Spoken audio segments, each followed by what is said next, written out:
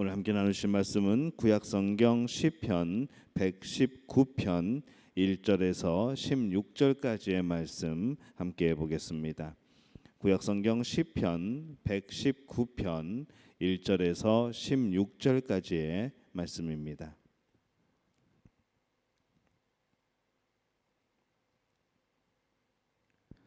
시편 119편 1절에서 16절까지 우리 한 목소리로 함께 봉독하겠습니다. 행위가 온전하여 여호와의 율법을 따라 행하는 자들은 복이 있으며 여호와의 증거들을 지키고 전심으로 여호와를 구하는 자는 복이 있도다. 참으로 그들은 불의를 행하지 아니하고 주의 도를 행하는도다. 주께서 명령하사 주의 법도를 잘 지키게 하셨나이다. 내 길을 굳게 정하사 주의 율례를 지키게 하소서. 내가 주의 모든 계명에 주의할 때에는 부끄럽지 아니하리이다. 내가 주의 의로운 판단을 배울 때에는 정직한 마음으로 주께 감사하리이다. 내가 주의 율례들을 지키오리니 나를 아주 버리지 마옵소서. 청년이 무엇으로 그의 행실을 깨끗하게 하리이까? 주의 말씀만 지킬 따름이니이다. 내가 전심으로 주를 찾았사오니 주의 계명에서 떠나지 말게 하소서. 내가 주께 범죄하지 아니하려 하여 주의 말씀을 내 마음에 두었나이다. 찬송을 받으실 주 여호와여, 주의 율례들을 내게 가르치소서. 주의 입의 모든 규례들을 나의 입술로 선포하였으며 내가 모든 재물을 즐거워함 같이 주의 증거들의 도를 즐거워하였나이다. 내가 주의 법도들을 작은 소리로 읊조리며 주의 길들에 주의하며 주의 율례들을 즐거워하며 주의 말씀을 잊지 아니하리이다. 아멘. 하나님의 은혜가 오늘 하루의 첫 시간을 주 앞에 드리는 우리 믿음의 가족들에게 함께 하시기를 예수님의 이름으로 축원합니다. 어제 우리가 시편 119편 서론적인 말씀을 드렸습니다. 이 시편 119편 우리의 말씀을 여러 차례 나눠서 함께 말씀을 묵상하면서 은혜를 나누려고 합니다. 이 다른 모든 종교들은 믿음의 근거를 어디에 두고 있는가 하면은 바로 행위에 두고 있습니다. 믿는 대상에게 직접 비는 것 외에 다른 방법이 없는 것이죠. 어떻게 하든지 어떤 그런 행함으로 인하여서 그 섬기는 우상을 기쁘게 하려고 하는 것, 그래서 그 우상이 어떤 주는 벌에 대해서 피할 수 있는 것, 바로 그것이 이 세상의 종교들의 그런 믿음의 방식입니다. 그러나 이 기독교는 우리가 하나님께 직접 기도해도 그 말씀의 근거를 어디에 두고 있는가 하면은 바로 말씀에 두고 있는 것이죠. 이 말씀에 근거하지 않는 기도는 응답도 되지 않을 뿐더러 이 말씀에 근거하지 않는 믿음은 구원도 허락되지 않는다는 것을 알아야 합니다. 그래서 이 하나님의 말씀, 이 성경 말씀은 우리가 구원받는 길이 어떤 것인가를 말씀하는 것이죠. 그리고 구원받은 자, 이 구원받은 자들이 어떻게 살아야 되는가, 우리의 처음은 어떠하였고 지금 우리의 삶은 어떠하였고 우리의 미래는 어떻게 될 것인가, 그리고 우리가 살아가면서 하나님을 기쁘게 하는 것들이 어떠한 것들인가, 이 모든 것을 담고 있는 것이 바로 이 하나님의 말씀, 이 성경 말씀입니다. 그렇기 때문에 이 말씀에 근거하지 않는 믿음은 구원도 허락되지 않는 것이죠. 그런 근거들을 이 시편 119편에서 분명하게 증거를 하고 있습니다. 오늘 말씀으로 사는 자에게 어떠한 복이 임하는가, 오늘 이렇게 말씀을 합니다. 첫 번째로 말씀대로 행하는 자가 불의를 행치 않는다라고 말씀을 합니다. 이 시편 119편을 자세히 보면은 이 하나님의 말씀을 여러 가지 용어로 표현을 합니다. 여호와의 율법, 여호와의 증거, 주의 도, 주의 법도, 주의 율례, 주의 계명, 주의 의로운 규례, 진리의 말씀, 이렇게 다양한 표현으로 이 하나님의 말씀을 강조하고 있는 것이죠. 이것들을 바로 하나님께서 나에게 주셨다라고 고백을 하고 있습니다. 그만큼 이 하나님의 말씀이 우리의 삶의 모든 영역에서 필요한 것이고 가장 중요한 것이라는 그런 뜻입니다. 이 신앙생활에도 필요하고 우리가 직장생활할 때도 이 말씀은 필요하고 우리가 진로를 결정하고 인생의 길을 결정을 하고 또 사업을 하는 데에도 또 우리가 때로는 여행을 하는 데에도 또 우리가 영적인 전쟁에서 이 적과의 싸움에도 이 말씀은 필요한 것이죠. 우리는 이 말씀을 근거로 우리의 모든 삶을 영위해 나가고 있는 겁니다. 모든 분야에 하나님의 말씀이 필요하기 때문에 바로 여러 가지 이런 다양한 표현으로 하나님 말씀이 우리의 삶에 어떻게 적용되어지고 또 우리 삶의 어떤 부분에 역사를 하는가라는 것을 바로 설명을 하고 있는 것이죠. 그런데 우리가 살펴보면은 실제 삶의 현장에서는 이 말씀이 삶의 중심이 되지 못하고 이 자신의 경험 또 자신의 지혜 또 이런 것으로 문제를 해결하려고 하는 그런 모습들을 자주 발견하게 됩니다. 그러다 보니까 이 내 중심, 내 경험으로 하려다 보니까 말씀이 근거가 아니라 내 경험이 근거가 되다 보니까 그 방법에 있어서 여러 가지 유혹에 빠지게 되고 또 죄를 짓게 되는 것이죠. 그러나 이 오늘 말씀은 그 대안을 무엇이라 말씀하는가 하면은 바로 말씀뿐이다라고 그렇게 기록을 하고 있습니다. 3절에 보면은 참으로 그들은 불의를 행하지 아니하고 주의 도를 행하는도다라고 말씀을 합니다. 불의를 행하지 아니하는 이유 바로 하나님의 말씀에 근거를 두는 것이기 때문이죠. 바로 그것을 주의 도를 행한다라고 표현을 하고 있습니다. 이 주의 도를 행하는 것이 불의를 행치 않게 하는 방법이라 이렇게 말씀을 합니다. 그래서 시인은 5절에서 주의 율례를 지킬 수 있게 해달라고 그렇게 지금 간구를 하고 있습니다.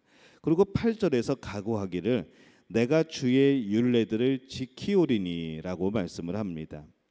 이 세상의 불의와 끈질긴 그런 죄의 유혹에서 승리할 수 있도록 이 말씀을 지켜 행하게 해달라고 바로 그렇게 하나님께 구하고 있는 것이죠. 우리가 이 땅을 살아가면서 우리 또한 여러 가지 죄의 유혹이 우리에게 있습니다. 때로는 어떻게 결정을 해야 될지 참 난감한 처지에 있는 그런 상황들도 있습니다.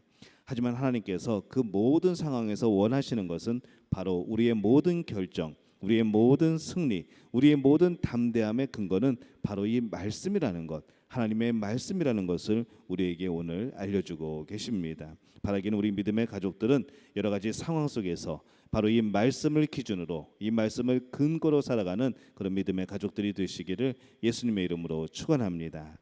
두 번째로 오직 말씀으로만 깨끗게 할 수 있다고 그렇게 고백을 하고 있습니다. 이 사람을 회개시키고 고치고 변화시키는 것은 바로 이 성령의 역사입니다. 그런데 이 성령님은 말씀의 영이죠.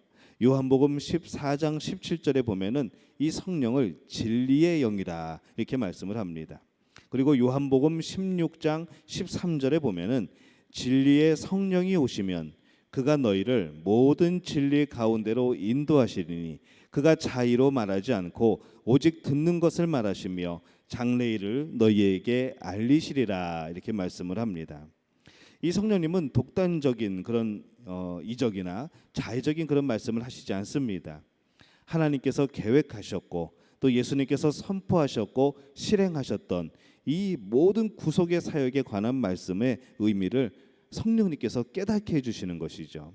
그래서 우리가 이 성경 통독을 하거나 우리가 성경을 읽을 때에 때로는 이해하지 못하는 것, 때로는 이게 도대체 무슨 말씀일지 깨닫지 못하는 경우들이 있습니다. 그럴 때 우리는 기도하는 것이죠. 성령님, 이 말씀을 깨닫게 하여 주옵소서. 바로 이 해석하시는 역사, 우리가 깨닫게 하시는 역사는 바로 성령님의 역사인 겁니다. 그래서 특히 이 말씀 속에서 이 듣다라는 이 표현은 현재 시제이죠. 들었다, 뭐 들을 것이다가 아니라 듣다. 이 성령님의 역사는 바로 이 현재의 역사입니다. 지금 그 성령님은 끊임없이 이 하나님으로부터 또 예수님으로부터 이 말씀 사역을 듣고 또 우리에게 그것을 가르쳐 주시고 깨닫게 하시는 것이죠. 그렇기 때문에 우리가 이 성령의 역사 없이 말씀을 이해할 수 없습니다. 성령의 역사 없이 말씀을 깨달을 수가 없는 것이죠. 이 성령의 역사 없이 이 말씀이 내 마음에 부딪히지 않는 겁니다. 그렇기 때문에 우리가 늘 예배를 드리거나 이 말씀을 들을 때 성경을 읽을 때 성령님 이 말씀이 내 마음에 새겨지게 하여 주옵소서.